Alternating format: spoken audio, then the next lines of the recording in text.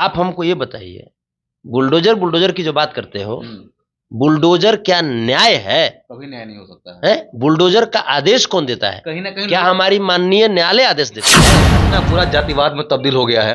जातिवाद में प्रेमचंद यादव जी के परिजन से बयान तक लिया गया है? नहीं, बयान तक नहीं लिया गया है। क्वेश्चन आंसर रहेगा संतोष भैया, बुलडोजर कब चलेगा? चला के तो देखे, चला के तो देखे। अब बुलडोजर चलेगा पक्का तो हमारे पोकलेनो तैयारे है।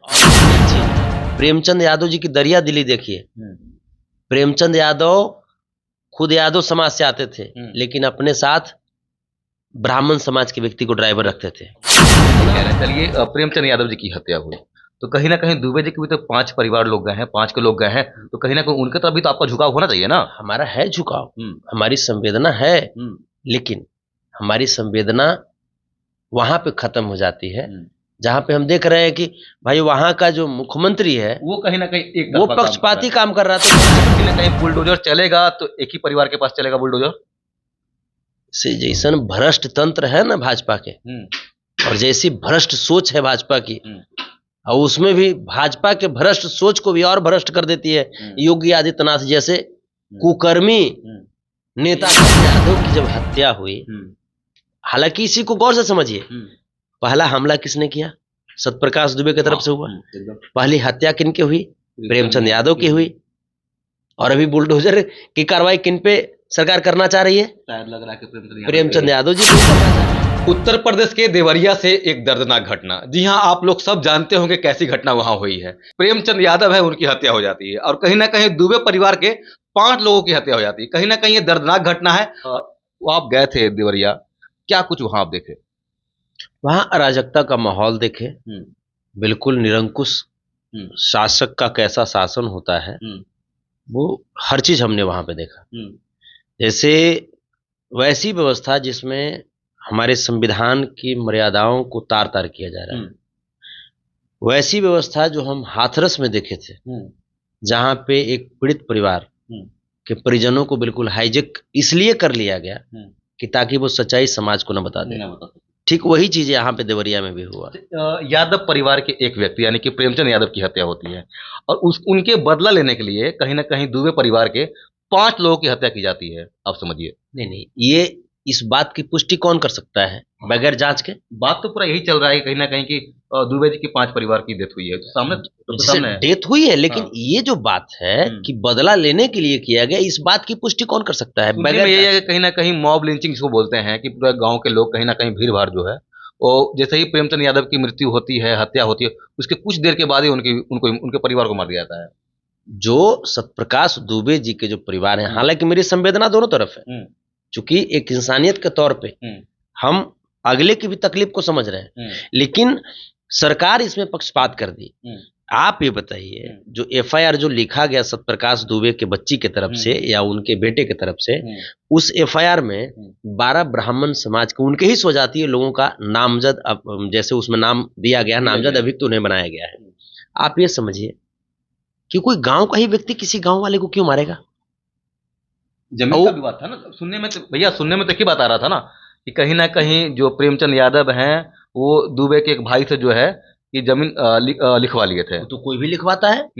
आप भी जमीन किसी से लीजिएगा तो किसी ने किसी का भाई होगा, किसी का बेटा होगा। कह रहा है कि फुसला के बहला के मेरा भाई का लिखवा लिया है। तो मैंने फुसला के बहला के लिखवा लिया तो ये राजस्व विभाग की कमी है। इसका मतलब राजस्व विभाग बिकाऊ है उत्तर प्रदेश का। इसका मतलब उत्तर प्रदेश का राजस्व विभाग बिकाऊ है। नहीं, बिकाऊ तो नहीं होगा। तो जब बिकाऊ नहीं होगा तो फिर फुसला बहला कैसे लिखवा लिया?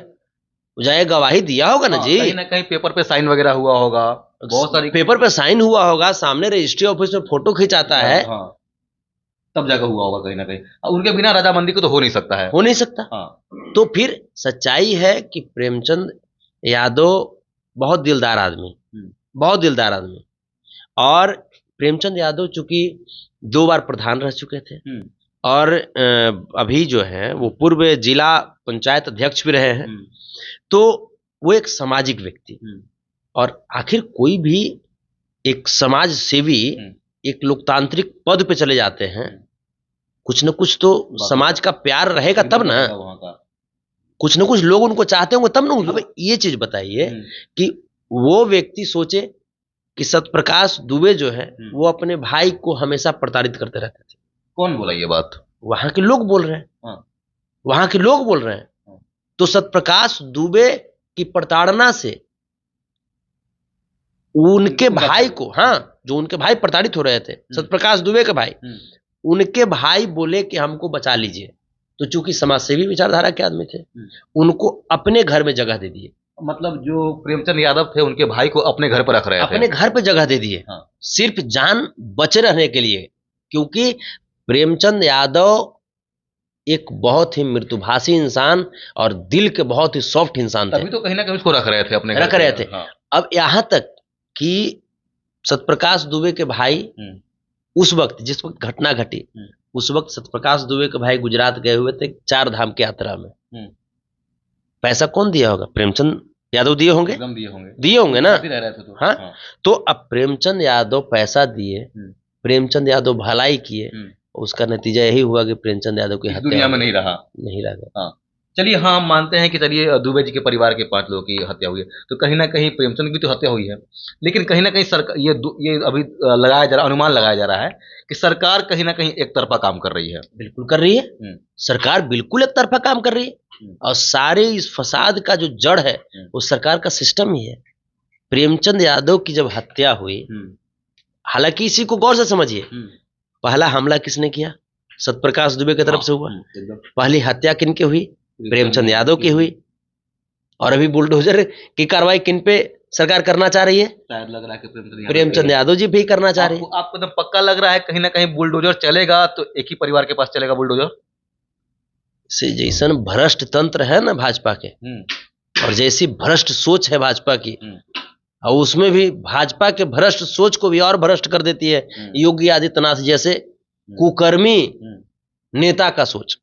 जब शामिल हो जाए तो और भ्रष्ट रहता है। बुलडोजर बाबा है वो। बुलडोजर निर्जीव चीज होता है। सही है बोले। योगी आदित्यनाथ दिल से निर्जीव हो चुका है। अच्छा। जो अपने बाप के मरने पर भी नहीं जाए वो निर्जीव नहीं जी, वो कुपुत है, वो कुपुत्र है वो। अच्छा। सपूत होता तो अपने बाप के उन मर्यादाओं को समझता जिस बाप की वजह से तुम इस धरती पे आए हो। उस बाप के मरने पे तुम नहीं गए। अच्छा, ये हम बात समझते। चलिए, कहीं ना कहीं आप उनके बारे में इल्जाम लगा रहे हैं। आखिर उत्तर प्रदेश के लोग उनको पसंद कर रहे हैं ना? उत्तर प्रदेश के लोग ना एकदम भरपूर पसंद कर रहे हैं। जाके मनीषा वाल्मीकि जी के परिवार से पूछिए ना, खूब पसंद करेंगे। बढ़िया बढ़िया दोहा उनके लिए रखे हुए हैं। हाँ, जाकर के अतीक अहमद जी के परिवार से पूछिए ना, खूब बढ़िया बढ़िया दोहा रखेंगे। आखिर आप एक तरफा क्यों लग रहा है कि आप योगी जी की मतलब कहीं ना कहीं विरोध कर रहे हैं पूरा एक तरफा? योगी जी क्या है कि हम योगी जी का विरोध करेंगे? अरे योगी जी का भाजपा जो है वो, अच्छा ठीक है, हम मानते हैं भाजपा की जो नीति है, भाजपा की नीति ही तो ये सारा सिस्टम कर रही है ना। अब हम ये कह रहे हैं, चलिए प्रेमचंद यादव जी की हत्या हुई तो कहीं ना कहीं दुबे जी के भी तो 5 परिवार लोग गए हैं, 5 के लोग गए हैं, तो कहीं ना कहीं उनके तरफ भी तो आपका झुकाव होना चाहिए ना। हमारा है झुकाव, हमारी संवेदना है, लेकिन हमारी संवेदना वहां पे खत्म हो जाती है जहां पे हम देख रहे हैं कि भाई वहां का जो मुख्यमंत्री है वो कहीं ना कहीं वो पक्षपाती काम कर रहा है। तो कम से कम एक तरफ मुख्यमंत्री है तो एक तरफ कम से कम कोई जनता को तो रहना पड़ेगा ना। तो हम लोग फिर इधर हैं, देखते हैं कि मुख्यमंत्री बरियार है कि जनता बरियार है, देखते हैं एकदम हो जाए आर पार की लड़ाई। अच्छा, तो हम लोग आ गए आर पार की लड़ाई के मूड में, क्योंकि जो एफआईआर जो लिखा गया है वो एक तरफ सत्यप्रकाश दुबे जी के बेटा और बेटी के कहने पर लिखा गया है, उनके अनुसार लिखा गया। और प्रेमचंद यादव जी का एफआईआर, प्रेमचंद यादव जी का एफआईआर में क्या लिखा है ये किसी को नहीं पता है। यहां तक कि प्रेमचंद यादव जी का जो सच्चाई है उनके परिवार कहना चाहते हैं, इस घटना की सच्चाई समाज तक देना चाहते हैं, वो प्रशासन हाईजेक किया। कहीं ना कहीं ये घटना पूरा जातिवाद में तब्दील हो गया है। जातिवाद में प्रेमचंद यादव जी के परिजन से बयान तक लिया गया है? नहीं, बयान तक नहीं लिया गया है। हाँ, सच्चाई है। अच्छा, आप वहां गए थे? बिल्कुल। क्या आप कुछ देखे पूरा वहां, बताइए। वहां पे सिस्टम बिल्कुल हाईजेक किए हुए प्रेमचंद यादव जी के परिवार को कि ताकि हाँ पूरे घर को, पूरे घर को। आप ये बताइए प्रेमचंद यादव जी की हत्या की खबर सुन करके उनके भाई जो हैं, चूंकि देवरिया रहते थे, वो अपने परिवार के साथ घर पे आए। भाई की मौत की खबर सुन करके उनको जेल में डाल दिया गया। उनको जेल में डाल दिया गया। आज प्रेमचंद यादव के घर पे उनके कोई रिलेटिव भी नहीं जा पा रहे हैं। अच्छा, ये बताइए, क्योंकि जितने लोग जा रहे हैं सबको जेल में डाल दिया जा रहा है। सर, ये सत्यप्रकाश दुबे के परिवार से कौन गिरफ्तार हुआ? कोई कुछ हुआ है उनके परिवार से? और कोई क्या होने से कौन गिरफ्तार होगा? इस घटना का मास्टरमाइंड डेगो मिश्रा जी तो गिरफ्तार हुआ है, जो कि सत्यप्रकाश दुबे जी के ही जाति से आते हैं। और एक चीज, प्रेमचंद यादव जी की दरिया दिली देखिए। प्रेमचंद यादव खुद यादव समाज से आते थे, लेकिन अपने साथ ब्राह्मण समाज के व्यक्ति को ड्राइवर रखते थे। कितना कितना भरोसा था, कितना वो मिलनसार व्यक्ति थे। तो ये सारी जो घटना है, ये सारी घटना सरकारी तंत्र के फेल होने पे हुआ है। पहला हत्या जब हुआ था, 2 बार के प्रधान रहे, पूर्व जिला पंचायत अध्यक्ष प्रेमचंद यादव की जब हत्या हुई होगी, पूरा गूंज गया होगा पूरा एरिया में। प्रशासन क्या कर रही थी? उसके बाद ये 5 हत्या का इंतजार कर रही थी क्या प्रशासन? मतलब प्रशासन कहीं एक्टिव नहीं हुई इस केस में? आप ही बताइए ना, प्रशासन कर क्या रही थी?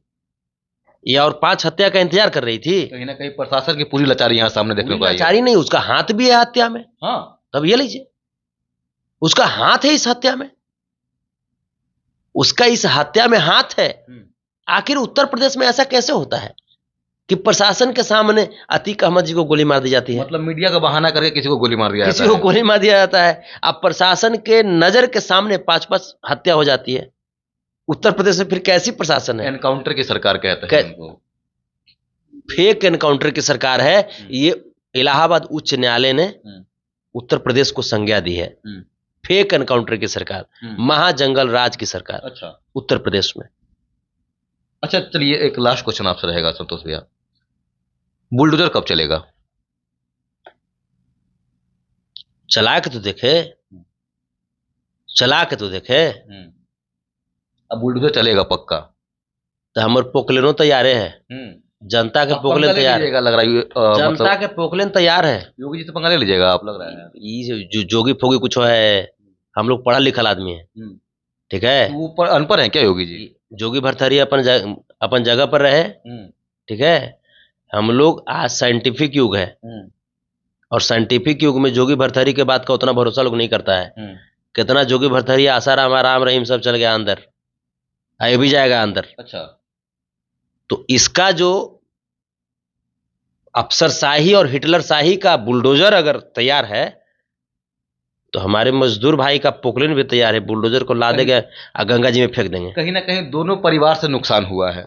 अब किसी एक पे बुलडोजर चलेगा तो कहीं ना कहीं अन्याय ही इसको कहा जाएगा। सबसे पहली चीज कि बुलडोजर चलेगा इस तरह के मामलों में, ये किस संविधान में लिखा हुआ है? सही बात है। क्या बाबा साहब भीमराव अम्बेडकर द्वारा लिखा गया संविधान जो है, उसमें बुलडोजर की नीति का वर्णन है? नहीं है, लेकिन कहीं ना कहीं को बुलडोजर बाबा ही कहते हैं। तो ये निर्जीव बाबा है। हाँ, ये निर्जीव बाबा है, एकरा अंदर कोई जीवे नहीं है, ये मुर्दा है ये। आप हमको ये बताइए, बुलडोजर की जो बात करते हो, बुलडोजर क्या न्याय है? कभी न्याय नहीं हो सकता है। बुलडोजर का आदेश कौन देता है? कहीं ना कहीं क्या हमारी माननीय न्यायालय आदेश देती है? तो जो भी है, दोषी या निर्दोष का प्रमाण पत्र किसके द्वारा मिलता है? न्यायालय के द्वारा मिलता है, मिलता है ना। तो फिर ये कैसे किसी को दोषी मान करके ये मने योगी आदित्यनाथ किसी के घर पे बुलडोजर चलवा सकता है? राज इन्हीं का चल रहा है पूरा उत्तर प्रदेश में। राज चल रहा है, ये स्टाफ है कि मने राजा है?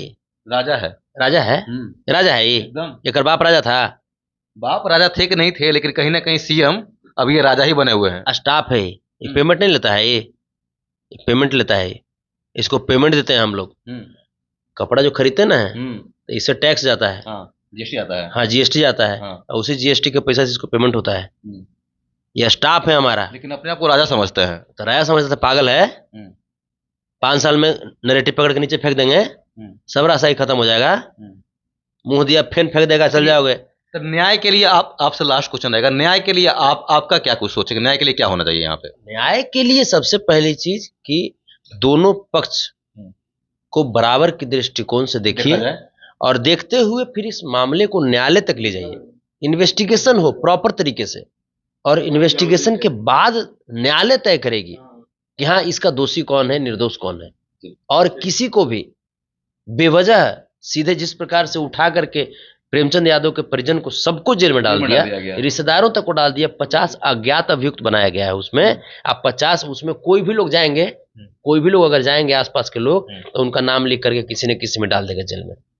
तो ये गलत है, कहीं ना कहीं पूरा एक तरफा केस चल रहा है। हाँ, प्रेमचंद यादव के परिजन को और सत्यप्रकाश दुबे के परिजन को एक साथ एक जगह बैठाया जाए और उसमें जिनका जिनका नाम प्रेमचंद यादव के परिजन अभियुक्त के रूप में लिखवाना चाहते हैं उनको लिखा जाए और उनकी जांच हो कि इस घटना में वो शामिल है कि नहीं है। ये ये होना चाहिए तरीका।